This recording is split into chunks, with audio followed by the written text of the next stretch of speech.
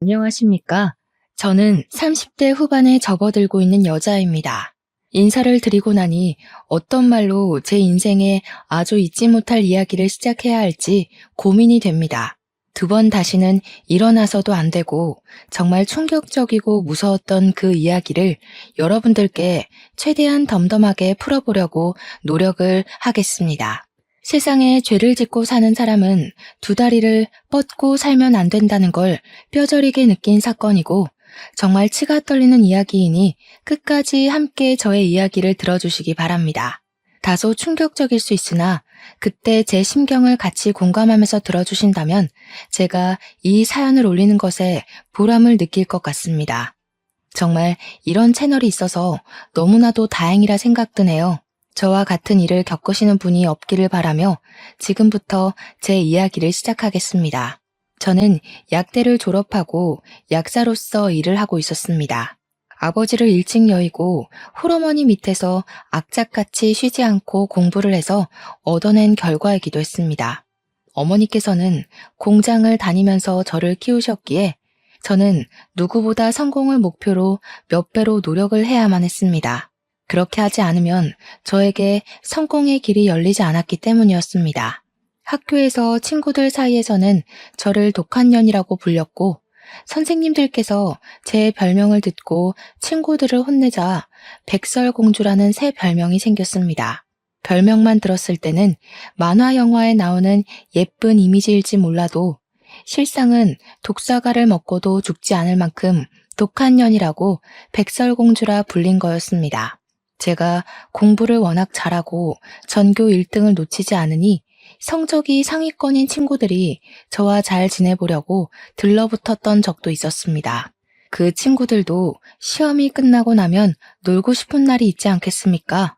저에게 같이 놀자고 몇 번 이야기를 꺼내긴 했었습니다만 저는 시험이 끝나도 계속해서 공부를 했습니다. 거절을 계속하니 그 친구들까지도 저에게 백설공주라고 부르며 저를 슬슬 피하기 시작하더라고요. 학교에서 대놓고 왕따를 당했지만 폭력이 있었던 건 아니었고 저를 기피하는 무리들이 늘어났던 거라 오히려 저는 편했습니다. 귀찮게 하는 반 친구들이 없으니 오히려 공부에만 더욱 집중을 할 수 있었거든요. 코피를 쏟으면서도 저는 책이 더러워질까 걱정을 하던 학생이었고 수면 시간을 줄여가며 공부를 해서 어지럼증이 생길 때도 있었지만 포기하지 않았습니다. 저는 그런 각고의 노력 끝에 약대에 합격을 할 수 있었습니다.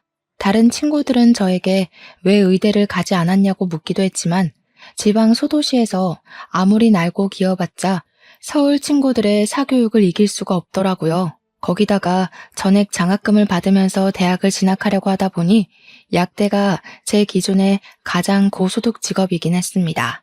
물론 저를 조롱하는 친구들도 있었습니다. 그렇게 친구들을 무시하면서 공부를 하더니 의대도 법대도 아닌 약대를 갔다면서 말이죠. 저는 그런 친구들을 마음껏 비웃어 주었습니다.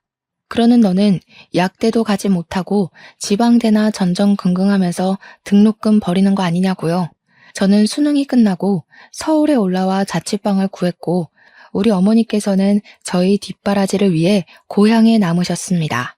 한평생을 살았던 동네를 떠나는 것도 싫다고 하셨고 같이 서울에 올라가 봐야 서로 신경만 쓰일 거라고 하셨죠. 저도 어머니의 의견을 존중하여 혼자 서울에 올라와 자취 생활을 했고 높은 성적을 유지하며 전액 장학금을 받으면서 약대를 졸업했습니다. 저는 모든 과정을 일사천리로 통과하려 약사가 되었고 서울의 대학병원 옆에 있는 대형 약국에 취직을 할 수 있었습니다. 대형 약국에서 꽤 높은 월급을 받으며 일을 시작했을 때만 해도 저는 이제 악착같이 돈을 모으겠다는 목표가 있었습니다. 하지만 제 예상처럼 호락호락하진 않았습니다. 그 약국에는 정신이 나간 약사가 한 명 있었거든요. 그 약사는 저에게 한눈에 반했다면서 계속해서 저에게 한 번만 만나달라, 사귀자 하면서 저를 괴롭혔습니다. 그 약사분은 정말 그 어느 한 구석도 제 마음에 드는 것이 없었습니다. 생긴 것도 못생겼고요. 키도 작았고요. 저에게 사귀자고 만나자고 하는 행동이 스토커같이 느껴지기도 했고요. 제가 아무리 싫다고 했지만 씨알도 먹히지 않는 그런 사람이었습니다. 더군다나 그 대형 약국의 대표님 아들이었기 때문에 제가 거절을 해봐야 이 약국에서 일을 하려면 자기를 받아줄 수밖에 없을 것이다 하고 생각하는 사람이었습니다. 제가 아무리 치를 떨고 밀어내도 자기만의 세상에 갇혀서 제 말을 귓등으로도 듣지 않는 문외한이었습니다. 거기다가 제가 싫다고 소리를 빽 지르자 저에게 너 잘리고 싶은 거냐면서 협박이 섞인 말투로 이야기를 하기도 했습니다. 하루하루 무시하면서 지내면 된다고 최면을 걸면서 버텼지만 옆에서 앵무새처럼 따라붙어 저에게 만나자고 하는데 그 거절이 쉽겠습니까? 일을 하는 시간이건 쉬는 시간이건 계속 저만 쳐다보고 있는 그 시선까지도 너무 싫었습니다. 제가 퇴근을 하고 집에 가려고 준비를 하면 집에 가서 뭐 할 거냐, 저녁은 언제 먹냐, 자기랑 같이 먹자부터 시작해서 제가 집으로 돌아가면 집 앞이다, 잠깐 얼굴 보게 나와라, 집에 없냐, 밖에서 뭐하고 싸돌아다니냐 하면서 집착을 하기까지 했습니다. 제가 자꾸 연락에 답장을 하지 않자 제가 집에 가는 길을 뒤쫓아오면서 집에 데려다 주고 싶어서 그런다고 하는데 너무너무 무서웠습니다. 저는 집 근처를 빙빙 돌다가 도저히 참을 수가 없어서 지금 뭐 하시는 거냐고, 스토킹 하시는 거냐고 일부러 사람 많은 길거리에서 고함을 치기도 했습니다. 제가 스토커 이야기를 하자 주변에 길을 걷던 사람들이 하나둘 이목을 집중하기 시작했고 당황해서 줄행랑을 치더라고요. 며칠 잠잠한 듯 했던 그 인간이 다시 저를 미행하며 제 일거수일투족을 궁금해하기 시작하자 저는 참지 못하고 경찰서에 들어가 신고를 했습니다. 그런데 그 사람이 경찰서에서 들어와 해명을 하더라고요. 자기를 무슨 변태 취급한다면서 아주 억울해했어요. 경찰 앞에서 안색 하나 바꾸지 않고 변명을 하는데 얼마나 치가 떨리던지 계속해서 자기는 직장 동료고 약사라면서 걱정이 되어서 지켜주려고 쫓아갔을 뿐이라고 했습니다. 그런데 제가 진짜 어이가 없었던 건 경찰들이 제 말을 믿어주지 않고 약사 명함을 내민 그 남자의 편을 들어주었다는 겁니다. 회사 동료가 이 정도로 챙겨주기 쉽지 않지 않냐면서 남자들의 마음을 이해해주라고 이참에 두 분이 사귀면 되겠네 하면서 웃더라고요. 결국 저는 경찰이 제 편이 아님을 깨닫고 다음날 바로 약국에 사표를 제출했습니다. 제가 대표님께 직접 가서 사표를 제출하니 대표님 아들이 저에게 와서 자기를 버리고 어디로 도망을 가냐고 난리를 치더라고요. 자기를 가지고 논 거냐, 여태 자기가 쫓아다닐 때 제대로 거절을 하지 그랬냐고 피해자 코스프레를 하는데 기가 막혔습니다. 오죽하면 같이 일하는 동료 약사들이 저것도 병이라면서 다들 고개를 절레절레 지었을까요? 저는 일부러 대표님 들으라고 큰 소리로 말했습니다. 당신이 스토킹해서 치가 떨려서 일을 그만두는 거라고요. 대표님 눈치를 보면서 자기는 그런 적 없다고 발뺌을 하길래 문자 보냈던 내역을 일일이 찾아서 보여주었습니다. 어디냐고, 왜 집에 안 가냐고, 남자 만나러 가는 거 아니지? 너 걸레야? 하는 문자들을 보여주니 대표님 얼굴이 새빨개지더라고요. 제가 당신 때문에 그만두는 거다. 얼굴도 못생기고 키도 작은 주제에 어딜 들이대냐고 인생 그렇게 허접하게 살지 말라고 했죠. 대표님이 아들 등짝을 막 때리면서 너 또 저랬냐고 도대체 너 때문에 그만두는 약사가 몇이냐고 소리를 막 지르셨죠. 알고 보니 저 말고도 피해를 입고 그만둔 사람들이 한둘이 아니더라고요. 가뜩이나 약사 구하기도 어려운데 또 그만두게 한다면서 대표님이 정신병원이라도 알아봐야겠다고 소리를 치셨습니다. 저는 그분에게 두 번 다시는 제 앞에 나타나지 마시라고 경고를 하고 퇴사를 했습니다. 운이 좋게도 바로 작은 약국으로 취직을 할 수 있었습니다. 동네도 훨씬 가까워졌고 페이는 조금 적었지만 한결 여유로운 직장이었습니다. 잘 다니던 대형 약국을 그만두었다는 말에 어머니는 무슨 일이 있냐고 하셨지만 굳이 걱정하실까봐 자세히는 말하지 않았어요. 근데 여기서 일이 끝나지 않고 제가 취직한 새 약국까지 찾아와서 스토킹 짓을 하는 게 아니겠습니까? 오죽하면 동료 직원들이 저 사람 이상하다고 저에게 계속해서 이야기를 하기까지 했습니다. 결국 저는 고소를 결심했고 동료 직원들이 증언을 약속해 주어서 증거를 전부 모았습니다. 집까지 찾아오는 그 사람들을 피해서 동료 직원의 집에 지내기로 하고 고소까지 진행하니 저와 협의가 이루어지지 않았던 거죠. 저희 본가를 어떻게 알았는지 어머니에게까지 찾아가서 대표님이며 그 인간이며 합의를 해달라고 계속 요구하고 협박을 했던 것입니다. 저희 어머니께서 놀래서 전화가 와서 예전 약국 대표라는 사람이 합의를 해달라고 찾아왔는데 이게 다 어떻게 된 일이냐며 설명을 해달라고 하셨습니다. 제가 너무 열이 받아서 고향으로 내려가겠다고 하니까 어머니께서 걱정하지 말라고 이런 파렴치한 놈들에게 합의해주지 않겠다면서 일 열심히 하면서 버티라고 하시더라고요. 우리 어머니께서 고향에서만 평생을 살아온 사람이지 않겠습니까? 60년을 넘게 한 동네에서 살았으니까 동네 사람들을 전부 알고 계시거든요. 돈 많이 줄 테니까 합의를 해달라고 찾아온 약국 대표님을 보자마자 어머니께서 절친인 고향 동네 사람인 경찰서장을 부른 겁니다. 경찰서장인 아저씨는 어머니랑 초등학교 때부터 쭉 동창인 분인데 진짜 친하셨어요. 아저씨가 직접 나서주신 덕분에 합의를 하자고 협박을 했던 것까지 모조리 다 추가가 돼서 벌금을 엄청나게 때려맞고 저에 대한 접근 금지까지 처리가 되었다고 하더라고요. 진짜 어찌나 감사했는지 모르겠습니다. 거기다가 그 약국이 대학병원 앞에 있는 엄청난 대형 약국이지 않았겠습니까? 제가 그 안에서 벌어졌던 일들을 제보해서 기사도 엄청나게 떴습니다. 그 약국에 비리 같은 게 좀 많았거든요. 원래 약 제조는 약사만 할 수 있는 일인데 대형 약국이기도 하고 일도 엄청 많은 곳이었으니 일손이 부족했습니다. 그래서 약사가 아닌 아르바이트생들에게도 약 제조를 몰래 시켰단 말입니다. 제 제보로 인해서 전부 다 밝혀져서 싹 고발을 당하게 되었습니다. 결국에는 약국은 영업정지를 당하게 되었고 인터넷에는 스토커가 있는 약국이라고 대문짝만하게 박제가 되어서 완전히 망해버렸습니다. 그 일이 생긴 직후 어머니께서는 저에게 고향으로 내려오는 것이 좋겠다고 하셨고 저는 고민을 하다가 내려가게 되었습니다. 고향이 확실히 시골이라서 그런지 확실히 일을 할 만한 약국이 존재하지 않았습니다. 다들 약사분 혼자서 운영을 해도 충분한 수준이었거든요. 그래서 한 3개월 정도를 어머니께서 해주신 밥 먹고 등 따시게 딩가딩가 놀면서 지내다가 서울로 다시 가야겠다고 선언을 했습니다. 아직 월세집 정리도 안 됐고 여기는 일할 곳이 없다고 했더니 어머니께서 안 그래도 이곳저곳 알아봤는데 서울로 가는 게 좋겠다고 하셨습니다.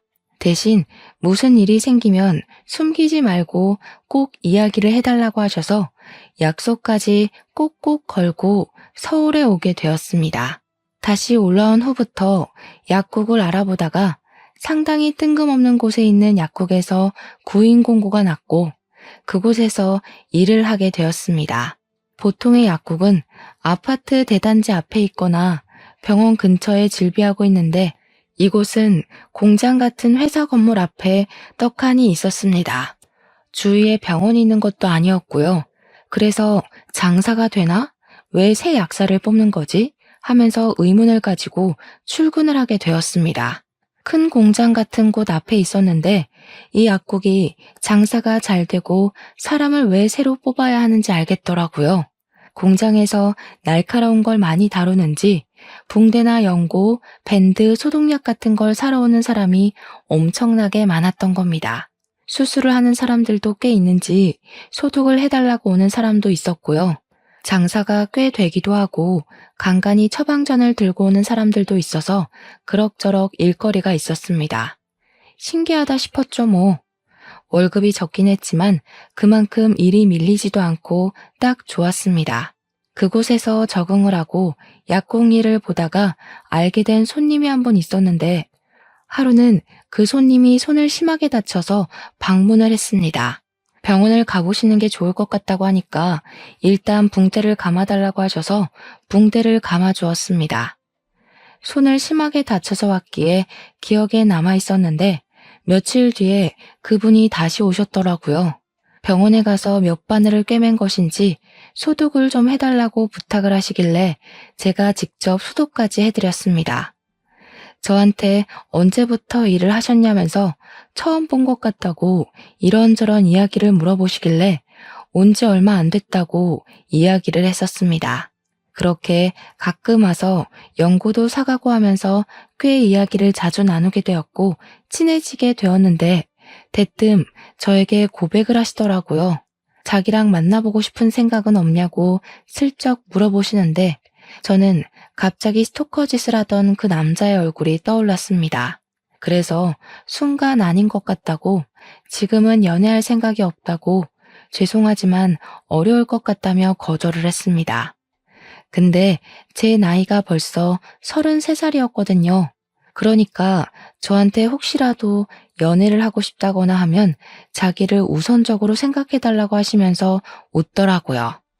보험이 하나쯤 있으면 나쁘진 않겠다 싶은 마음에 알겠다고 대답은 했죠. 솔직히 생긴 게 호감형인 얼굴이긴 했고 스토커랑 다른 모습이 꽤 많이 보였고요. 저를 조심스럽게 대해주고 좋은 향기가 항상 묻어나는 사람이었거든요. 그렇게 한 6개월 정도를 저희 약국에 꾸준히 방문을 하시면서 저에게 관심을 표현하기 시작하셨습니다. 가끔 꽃을 사다 주시기도 하고 드링크젤을 구매하시면 꼭 저에게 한 개씩 주시면서 힘내라고 응원도 해주시고요. 소소한 일상에서 묻어나는 작은 기쁨이었다고나 할까요? 절대로 제가 부담을 가지지 않도록 저에게 조용히 한 걸음씩 다가오셨습니다. 제가 결국에는 스토커 이야기를 슬며시 했는데 그 이후에 더욱 저에게 조심스럽게 행동을 해주시고 상당히 세심한 사람이었습니다. 저는 마음이 점점 열리게 되었고 그분의 마음을 받아주게 되었습니다. 연애를 시작하고 나니 주말에는 데이트를 하느라 저는 점점 고향에 찾아가는 시간이 줄어들게 되었고 어머니께서 저를 걱정하기 시작하셨습니다. 스토커에게 당한 이후에 자주 고향에 방문을 해서 시간을 보냈었는데 내려오는 시간이 줄어드니 무슨 일이 생긴 건 아닐까 싶으셨던 거죠. 저는 결국 어머니께도 연애를 하고 있다는 사실을 밝히게 되었고 어머니께서는 엄청 좋아하면서 우리 딸이 드디어 시집을 가는 거냐고 하셨습니다. 저는 김칫국 그만 마시라고 말리고 그랬는데 옆에서 통화를 듣던 남자친구가 인사를 드리러 가겠다고 불쑥 대답을 하더라고요. 저는 놀랐지만 은근히 기분이 좋기도 했습니다. 저와 깊은 미래를 꿈꾸는 것 같아서 말이죠. 저희는 연애를 시작한 지 8개월 만에 초고속으로 저희 집으로 인사를 드리러 가게 되었습니다. 딱히 결혼하겠다는 말을 하려고 간 건 아니었는데 저희 어머니께서 기쁜 마음에 씨암탉을 잡으셨더라고요.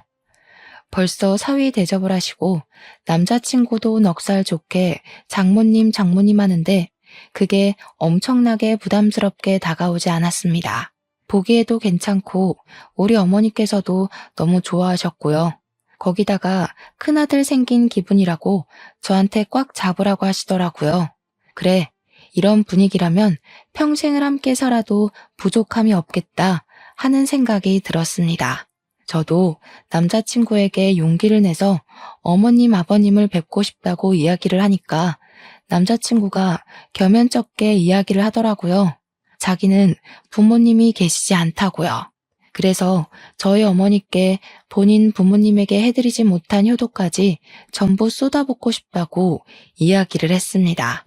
마음이 짠하면서 제 가슴을 울리는데 참 진국이구나 싶었습니다. 그날 저녁에 어머니께 슬쩍 떠보니까 너무 좋다고 하시면서 당장이라도 나를 잡으라고 하시길래 결혼을 하자고 말을 할까 고민을 하던 도중 일이 생겼습니다. 어머니께서 공장에서 일을 하시다가 그만 쓰러지셨다는 연락을 받게 된 것입니다. 다행히 생명에 지장이 있는 병은 아니었다면서 머리가 핑 돌고 어지러워서 쓰러지셨다고 어머니께서 직접 연락을 주셨습니다. 저는 놀란 마음에 한달음으로 고향까지 달려가게 되었는데 병원에서 여러 검사를 거친 결과 머리에 혹이 있다면서 수술을 해야 한다고 하더라고요. 암은 아니고 그냥 혹으로 보인다고 걱정하지 말라고 하셨지만 위치가 뇌를 압박할 수 있는 자리에 있으니 빠르게 제거를 하는 게 좋겠다고 하셨습니다. 수술 후 후유증에 관한 설명과 수술 방법에 대한 이야기를 듣고 서울에 올라와 큰 대학병원에서 수술을 하기로 예약을 잡았습니다.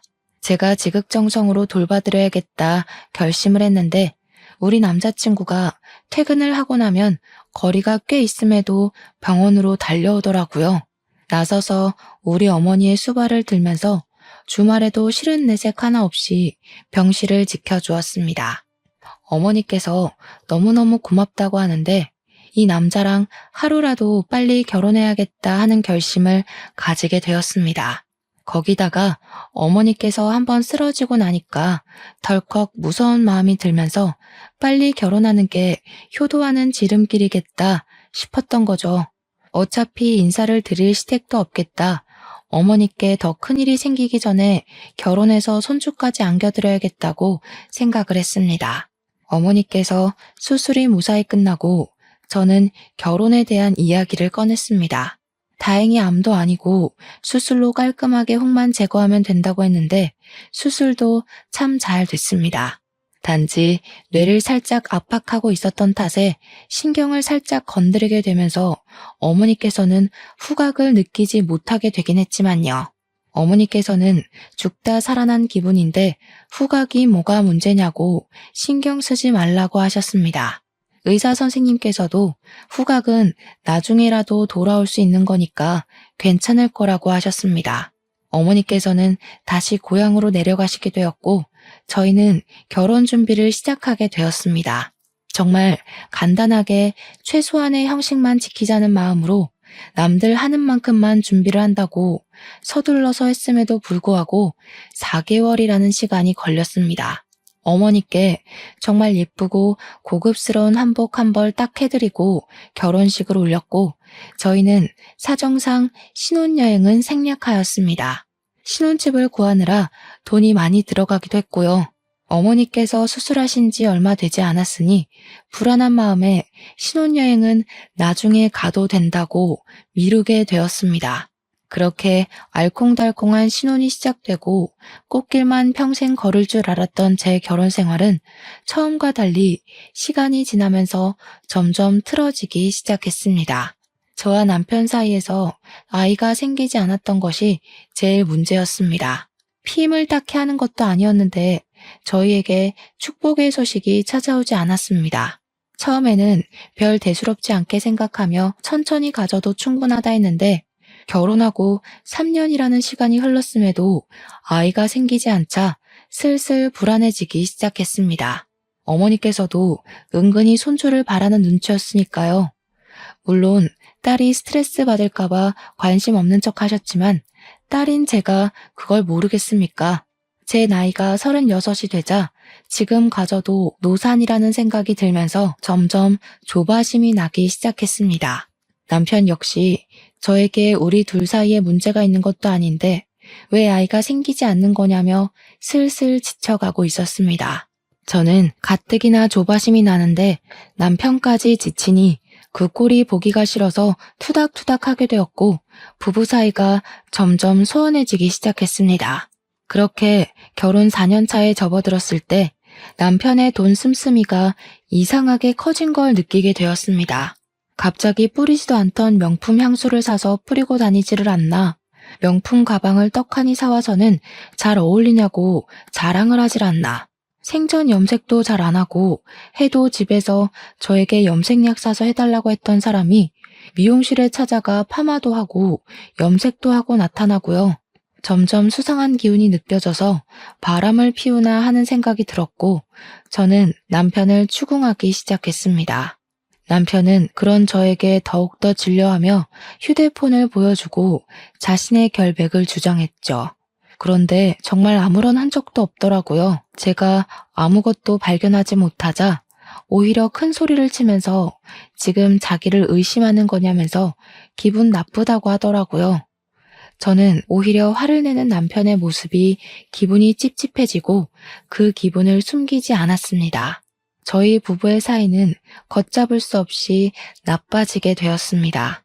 그렇게 점점 부부 사이의 골이 깊어지던 어느 날, 약국에 남편과 공장에서 친하게 지내던 분이 손을 다쳤다며 약국에 찾아왔습니다. 저는 붕대를 감아주면서 은근슬쩍 요즘 회사는 잘 돌아가고 있냐 하면서 이야기를 하는데 충격적인 이야기를 전해 듣게 되었습니다. 우리 남편이 일 잘하고 있냐고 농땡이 치고 그러진 않죠? 하는데 깜짝 놀라면서 네? 정훈이 일 그만뒀잖아요. 하는 겁니다. 저도 놀라서 그게 무슨 소리냐고 물어보니 모르셨냐고 제 남편이 일을 그만둔 지 좀 됐다고 말을 전하더라고요. 저는 약국에서 퇴근을 하자마자 남편에게 당신 일 그만뒀냐고 여태 무슨 돈으로 사치를 하고 지낸 거냐고 화를 냈습니다. 남편이 저한테 에이 하면서 아무 말도 하지 않고 냉장고에서 소주를 꺼내서 벌컥벌컥 벽나발을 불더라고요. 저한테 제대로 말을 못하는 걸로 봐서는 저 몰래 일을 그만두고 받은 퇴직금으로 사치를 부린 것 같았습니다. 제가 얼마나 속이 상하고 황당했는지 어떻게 말도 없이 그럴 수가 있냐고 닥달을 했더니 저를 째려보는데 그 눈빛이 정말 무서웠습니다. 남편과 살면서 처음으로 살기를 느낀 눈빛이었다고나 할까요? 저에게 잔소리 좀 그만하라고 지겨워 죽겠다면서 성질을 버럭 내더라고요. 솔직히 아직 잔소리는 시작도 안 했는데 남편의 눈빛이 무서워서 입을 다물게 되었고 저희는 그날 이후로 대화를 하지 않을 정도로 사이가 나빠졌습니다. 그렇게 한 3개월이라는 시간을 살얼음판 같은 분위기로 보냈는데 어머니에게서 갑자기 연락이 도착하게 되었습니다. 어머니께서 넘어지면서 크게 다쳤다고 병원이라고 하시더라고요. 놀래서 바로 고향으로 찾아가게 되었습니다. 어머니께서는 고사리를 딴다고 산에 가셨다가 산비탈에서 발을 헛디뎌 고꾸라지시면서 뼈와 근육을 심하게 다친 상태였습니다. 병원에서 뼈 고정은 다 시켜놨으니 집에 가서 근육 회복을 하고 뼈가 잘 붙는지 통원 치료를 하면 된다고 하더라고요. 하지만 어머니께서는 혼자 살고 계셨고 저는 일을 하고 있었으니 걱정이 되는 거예요. 어머니께서는 저에게 동네 사람들에게 도와달라고 하면 된다고 하셨지만 집에서 병수발을 들 사람이 있는 거랑 없는 거랑은 차이가 크잖아요. 졸지에 외벌이로 살고 있는 제가 내려올 수도 없으니 저는 일단 집으로 올라오게 되었습니다. 집에서 내내 한숨만 쉬고 있으니까 남편이 저에게 땅 꺼지겠다면서 한숨 좀 그만 쉬라고 짜증을 확 내더라고요. 제가 너무 화가 나서 엉엉 울면서 네가 일만 했어도 내가 한숨 쉴 일 없었을 거라고 화를 냈죠. 우리 엄마 병수발도 못 드는데 하니까 남편이 솔깃해하면서 장모님이 왜? 하더라고요. 우리 엄마 지금 다쳐서 전신 깁스한 수준이라고 그랬더니 남편이 곰곰이 생각을 하더니 자기가 내려가겠다고 하더라고요. 남편에게 취직 안 할 거냐고 하니까 알아서 하겠다면서 장모님 아프신데 그게 문제냐고 자기가 병수발을 들겠다고 하는 겁니다. 저야 고맙다고 인사를 해도 모자랄 판이니까 조용히 눈치를 보니 당장 내일이라도 가겠다고 하더라고요. 저는 서울에서 계속 일을 하고 있었고 남편은 고향으로 가서 저희 어머니와 함께 지내면서 병수발을 들더라고요. 제가 주말에 내려가니까 동네 사람들이 전부 저한테 남편이 효자라고 너무 좋겠다고 칭찬을 넘치게 하시더라고요. 우리 어머니의 병수발을 어찌 그리 세심하게 들고 극진하게 대접을 하는지 부러워 죽겠다고 하셨습니다. 그런 말을 하나둘 듣다 보니까 우리 남편이 조금 달리 보이기도 하고 왠지 어깨가 으쓱해지기도 하더라고요. 집에 도착하니 어머니께서 남편이랑 하하호호 웃으면서 있는데 보기 좋았습니다. 남편이 서툰 솜씨로 밥까지 다 챙겨준다고 하시면서 가끔 맛이 좀 이상하긴 하지만 수발을 들어주니 너무 편하고 좋다고 하셨습니다. 그래서 저는 그냥 끄덕였죠. 집에서 밥은커녕 라면 하나 지 손으로 끓여 먹지 않던 사람이 대단하다 싶기도 했습니다. 근데 남편이 저를 보더니 인상을 팍 쓰면서 여기는 뭐하러 왔냐고 퉁명스럽게 물어보더라고요. 제가 뭐 못 올 때 온 것도 아니고 우리 집에 내가 오겠다는데 자기가 인상을 왜 쓰는지 찬물을 확 끼얹은 것처럼 기분이 상했습니다. 주말이라 하루 자고 가려고 왔다니까 남편이 저보고 어머니랑 같이 자라고 하더라고요. 밤에 화장실 왔다 갔다 하실 때 불편해 하신다고 그래서 알겠다고 했는데 어머니께서 저한테 남편이랑 같이 자야지 왜 여기서 자냐고 타박을 하셨습니다. 밤에 화장실 알아서 잘 갈 테니까 남편이 옆에서 자고 가라고 하시더라고요. 졸지에 쫓겨나서 남편 방으로 갔더니 남편이 화들짝 놀라더라고요. 여기는 왜 왔어? 하는데 내가 뭐 못 올 때 온 거냐고 대답하고 방을 둘러보는데 은근히 자기 짐을 채워뒀더라고요. 그러다 선반에 웬 안약통 같은 게 5개가 쪼르륵 있길래 이게 뭐야? 하고 보니 니코틴 원액이라고 쓰여 있더라고요. 그러자 남편이 만지지 마 하면서 날선 반응을 보였습니다. 제가 약사니까 니코틴이 뭔지 잘 아니까 이게 왜 여기 있냐고 물어보니까 남편이 그러더라고요. 장모님이 담배 냄새를 싫어하셔서 냄새가 없는 전자담배로 바꾸었다고요. 여기가 시골이라 전자담배를 파는 매장이 멀어서 한 번 갈 때 여러 통을 사두게 되었다고 하길래 저는 전자담배를 피워본 적이 없어서 그런가 보다 하고 넘어갔습니다. 다음 날은 밥 차리느라 고생하는 남편을 대신해서 제가 식사 준비를 다 하고 다들 맛있게 먹고 정리까지 마친 뒤 저는 출근을 해야 해서 서울로 돌아오게 되었습니다. 제가 자주 갈 수가 없으니까 어머니와 일주일에 2~3번 정도 통화를 하는데 최근 들어서 어머니께서 자꾸 그러시더라고요. 이상하게 몸이 점점 안 좋아지는 것 같다고. 뼈가 이상한 데 가서 붙었나 하시더라고요. 자꾸 어지러운 느낌이 들고 속이 울렁울렁 뱃멀미를 하는 것처럼 뒤집어지고 밥맛도 영 없고 맛도 이상하게 느껴진다고 하셨습니다. 후각에 문제가 있으니 맛이 제대로 느껴지지 않을 수 있어서 그런 거 아니냐고 했더니 밥이 좀 쓴 것 같고 역하다고 하시더라고요. 그래서 어머니께 큰 병원에 가서 검사를 한 번 더 받아봐야 하는 거 아니냐고 걱정이 된다고 했더니 그래야 하나 하시더라고요. 전화를 끊고 남편에게 전화를 걸어서 엄마 모시고 동네 병원이라도 가서 피 검사 한번 받아봐라 했는데 남편이 한숨을 푹 쉬었어요. 원래 늙으면 다 식욕이 사라지고 속도 불편하고 하는 거라면서 뭘 이런 걸로 검사까지 하냐고 유난인 거라고 하더라고요. 그냥 그런 건가? 하고 있었는데 같이 일을 하던 약사님께서 담배를 좀 피고 오겠다면서 전자담배를 들고 나가시더라고요. 한 10분 뒤에 돌아오신 약사님께 우리 남편도 이런 걸로 바꿨다더라 하면서 전자담배 이야기를 하게 됐습니다. 제가 약사님께 몰랐는데 전자담배에도 니코틴이 많이 들어가더라. 10ml짜리 통을 5개나 들고 있던데? 하면서 이야기를 했죠. 그럴 거면 연초 피는 게 낫지 않나? 하는데 깜짝 놀라시면서 저한테 약사님 요즘 니코틴만 따로 안 팔아요 하더라고요. 그러면서 요즘 그걸로 사람을 죽이니 뭐니 해서 전자담배를 사러 가면 향만 나는 액상에 니코틴을 아예 담아서 준다는 겁니다. 니코틴 원액만 따로 사는 게 불법이라면서 그거 구할 수도 없는 거라고 하더라고요. 그때 갑자기 머리를 띵 맞은 것 같더라고요. 뉴스에서도 자주 나오잖아요. 니코틴 원액만 따로 살 수 없다고 그걸로 살인도 한다고요. 바로 니코틴 원액 투여 증상을 인터넷에 검색을 해봤더니 글쎄 어지럽고 울렁거리고 식욕 부진이 생기고 이런 글이 막 뜨더라고요. 우리 어머니께서 말했던 증상이랑 동일하다는 걸 깨닫고 순간 소름이 쫙 돋더라고요. 제가 창백해진 얼굴로 덜덜 떨고 있으니까 약사님이 제 손을 막 주무르면서 왜 그러시냐고 하더라고요. 제가 본 이야기를 죄다 하니까 약사님도 놀래서 저보고 고향에 내려가 보라고 하시는 겁니다. 한 3일 정도 휴가를 쓰게 해주시겠다고 집안일부터 해결하고 오라고 하시길래 냉큼 고향으로 내려갔습니다.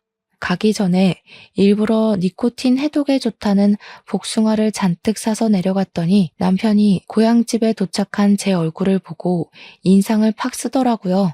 아무렇지 않은 척 엄마 복숭아 사왔어 하면서 남편을 밀치고 들어가니까 고작 복숭아를 주러 여기까지 온 거냐고 묻더라고요. 갑자기 약국에 일이 생겨서 문을 닫았다고 태연하게 거짓말을 하고 복숭아 좀 먹으라고 니코틴 해독에 좋다고 하니 남편이 정색을 하더라고요. 장모님 속도 쓰리다고 하시는데 무슨 복숭아를 사오냐고요. 저는 잠시 남편이 배 아프다고 화장실에 간 사이에 남편 방에서 니코틴 원액을 찾았습니다. 그게 약간 갈색빛이 나길래 저는 미리 전자담배 파는 곳에서 똑같은 니코틴 용액 케이스만 따로 구매해서 그 안에 간장을 채워넣고 색을 비슷하게 만들어서 바꿔치기를 했습니다. 얼핏 보기에는 니코틴 원액과 차이점이 보이지 않아서 원래 니코틴 원액은 제가 따로 챙겨두고는 태연하게 거실 소파에 앉아 있었습니다. 아무렇지 않은 척 시간을 보내다가 저녁 먹을 때쯤 돼서 저는 입맛이 없다는 핑계를 대고는 남편이 하는 짓을 힐끔힐끔 쳐다보았습니다. 남편은 제가 내일 출근 때문에 밤늦게 서울로 출발할 거라고 했더니 그래? 하면서 안색이 밝아지더라고요. 어찌나 소름이 끼치던지. 대신 피곤하니까 당신이 밥을 좀 하라고 했더니 당연하지 하면서 주방으로 들어가더라고요.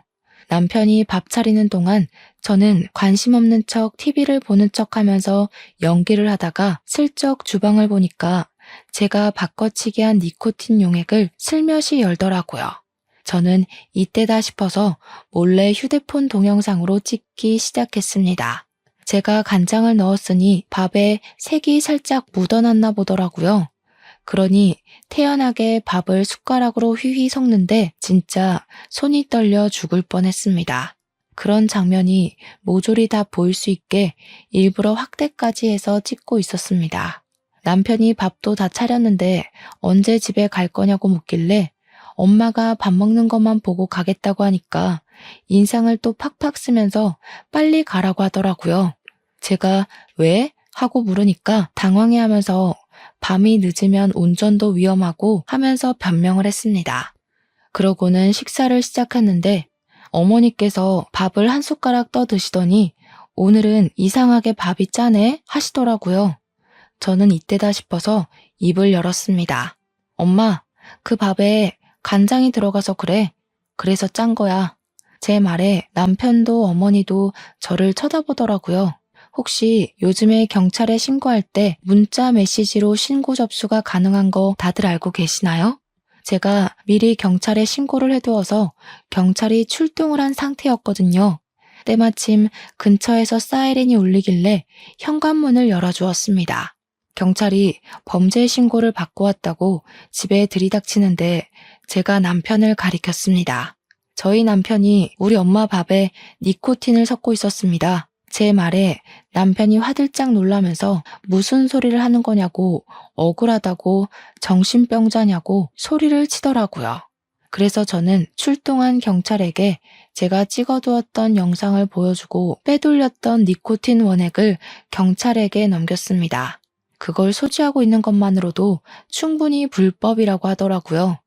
경찰이 이 밥이 니코틴이 섞인 밥이냐고 묻길래 제가 간장으로 바꿔치기 해두었다고 설명을 했습니다. 어머니는 경찰차를 타고 인근 응급실에서 급하게 혈액 검사를 하게 되었고 혈액에서 니코틴 성분이 다량 검출되었습니다. 남편은 본인이 흡연자이기에 장모님이 간접 흡연을 하게 되어 니코틴 성분이 나온 거라고 박박 우기더군요. 하지만 경찰은 간접 흡연으로 이런 수치가 뜰 수 없다면서 남편을 긴급 체포했습니다. 남편은 살인 미수죄로 재판을 받게 되었고 저는 이혼 소송을 바로 걸었으며 아이도 없고 사항이 긴급하다 보니 이혼 처리가 빠르게 이루어졌습니다. 당연히 저에게 위자료를 지급하라는 판결이 나왔고 구치소에 소감이 된 남편을 찾아가서 퇴직금을 내놓으라고 했습니다. 그러니 남편이 피식 웃으면서 자기가 돈이 하나도 없다고 하는 겁니다. 몇 년 동안 거기서 일을 했는데 퇴직금은 다 어디다가 쓴 거야? 나 퇴직한 게 아니라 잘린 거야. 권고사직. 돈 한 푼도 없어. 재판 도중에 알게 된 사실인데 살인을 하려는 동기가 사망보험금 때문이었다고 하더군요. 저도 모르는 사이에 수익자를 남편 이름으로 해서 사망보험을 무려 5개나 가입을 했다고 하더라고요. 전 회사에서 잘린 이유도 몇 년간 횡령을 했고 그게 걸려서 잘린 것이었습니다. 횡령한 금액을 배상해야 하는 상황이 놓인 상태에서 이런 짓을 저지른 거죠. 횡령한 돈을 전부 그동안 지 치장을 하고 명품을 사는 데 사용했기에 갚을 돈이 없었던 겁니다. 결국 우리 어머니를 죽여서 받을 보상금을 노리고 있었던 것이었습니다. 진짜 이게 사람인가 싶어서 얼마나 치를 떨었는지 재판하는 내내 입을 꾹 다물고는 인정도 부정도 하지 않더라고요. 최소한 죄송하다는 말은 나올 줄 알았는데 지는 끝까지 잘못한 게 없는 것처럼 굴었습니다. 그저 재수가 없고 운이 나빠서 걸린 거지 자기 계획은 완벽했다는 사람처럼 말이죠. 그런데 사건이 밝혀질수록 이상한 점들이 나오기 시작했습니다. 남편의 부모님도 돌아가셨다고 했지 않습니까? 그 사인도 이상했던 겁니다. 나중에 여죄로 드러나게 되었는데 남편이 부모 역시 니코틴으로 살해를 했던 것이었습니다. 보험금까지 본인이 수령을 해서 차를 사고 집을 사고 했던 것입니다. 남편은 당연히 죄질이 나쁘고 연쇄살인이라는 이유로 사형이 떨어지게 되었고 그제야 분하다며 저에게 악을 쓰더라고요. 진짜 정신 나간 놈인 줄 알았습니다. 저는 남편 이름으로 된 재산을 변호사를 통해서 위임장을 받아 모두 처분할 수 있었습니다. 어차피 가석방 없는 사형 수이기에 그 돈으로 저희 어머니를 치료하고 하는데 사용하려고 합니다. 재판이 다 끝나고 전 남편은 교도소에 들어가게 되었고 몇 개월 뒤 저에게 편지를 하나 보내더군요. 너무 힘들고 외롭다면서 면회 한 번만 와달라고 하는데 진짜 이게 사이코패스구나 싶었습니다. 그래서 저는 이사도 가버리고 등본 열람도 못하게 막아버렸습니다. 약국에도 사정을 설명한 뒤 일을 그만두게 되었습니다. 남편의 재산을 처분하니 돈이 꽤 되더라고요. 집도 차도 다 팔아버렸거든요. 저는 고향으로 내려와서 그 돈으로 작게 약국을 개원했습니다. 든든한 건 우리 약국 바로 옆 건물이 경찰서라는 것입니다. 물론 전 남편이 탈영하기 전까지는 세상에 나타나지 않겠지만 불안한 마음은 어쩔 수 없더라고요.